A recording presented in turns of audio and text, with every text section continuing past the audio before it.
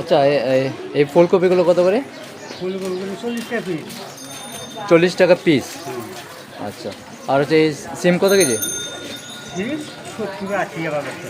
শীতের মৌসুমে এখনও বাজারে আলু পেঁয়াজের দাম বাড়তে, ক্রেতাদের আশানুরূপ দাম কমছে না কোনো পণ্যই। আজকের বাজার দর, কোন সবজি কত দাম, দাম কি বেড়েছে নাকি কমেছে, সেটাই আজকে জানাবো।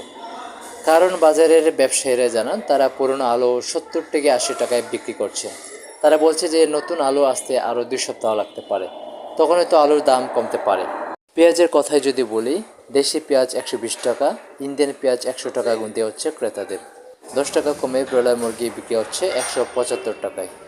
কিছুদিন আগে 190 টাকা কেজি ধরে বিক্রি হতো এই ব্রয়লার মুরগি। 2000 টাকায় যেন ছাড়িয়ে গেছে পদ্মার ইলিশ, যা সাধারণ মানুষের নাগালের বাইরে চলে গেছে। শীতকালীন সবজি বাজারে প্রচুর সরবরাহ থাকলেও বেশিরভাগ সবজি বিক্রি হচ্ছে 50 থেকে 60 টাকায়।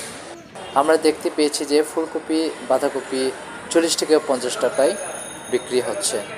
শিম 80 থেকে 100 টাকা, কেউ কেউ 120 টাকা পর্যন্ত বিক্রি করছে। এর দাম কি একটু কমেছে নাকি? হ্যাঁ, মেলা অনেক কমেছে না? আচ্ছা।